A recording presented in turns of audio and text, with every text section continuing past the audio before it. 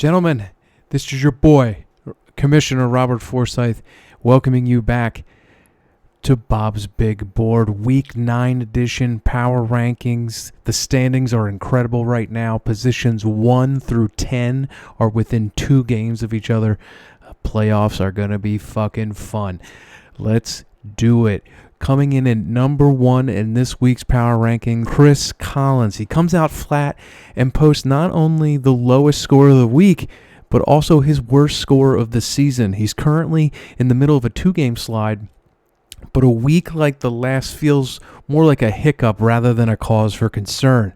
Though it should be noted that Collins is heavily invested in the Kansas City Chiefs, and of their 7 remaining games, Mahomes and company have 6 matchups against defenses who are ranked 15th or better.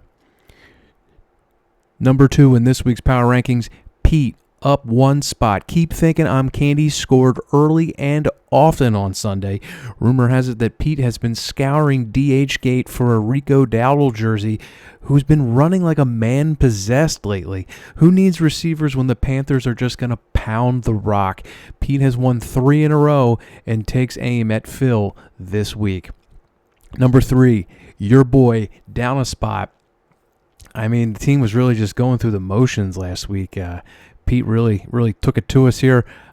We haven't had a next guy up mentality over these last 3 tough bye weeks, and I'm looking forward to having all the big guns back out there on the field.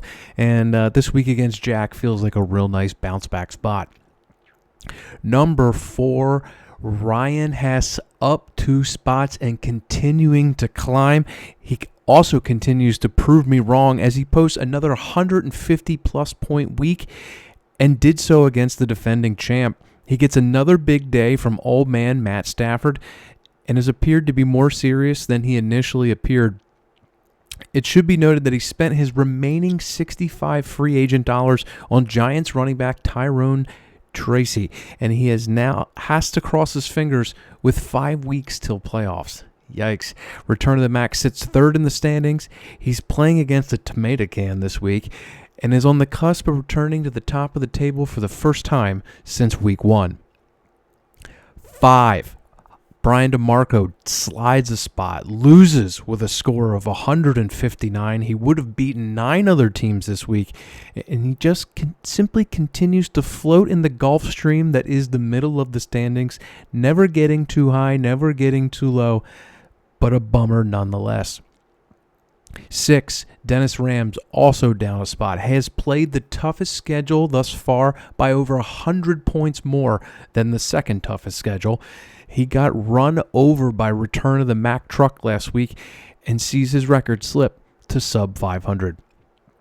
7 in this week's power rankings is Jack Horner, stays right there. He took care of business last week in a tidy manner and keeps his hat in the playoff ring. For a guy who is mixing it up with 4 other teams, maybe even 5 for the last playoff spot, some have to wonder why he hasn't spent a single dollar of his free agent budget.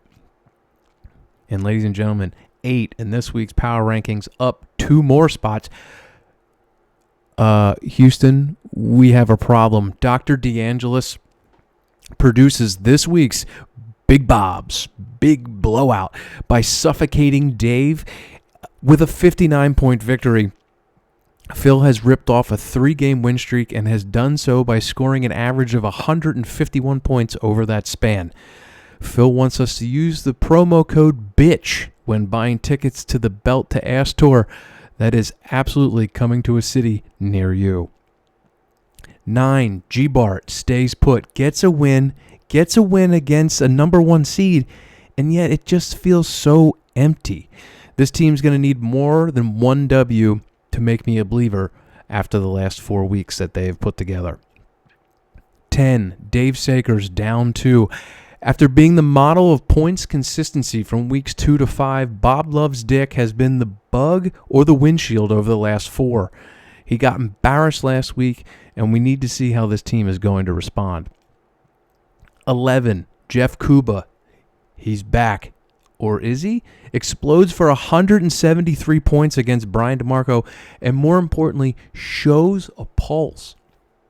He pulls himself out of the mud and stays within one game of the playoff picture. And last, number 12, Mike Jennings down a spot. When your opponent has a player who lays an egg and you still lose by 25, it makes you begin to question, do you even really enjoy fantasy football anymore? Slaughterhouse 5 has been getting the No Country for Old Men treatment over the last 3 weeks and has to begin to consider when to call it a season versus making a push for the playoffs. Well, that's it, gents. Power rankings are all wrapped up, and we'll see you next week.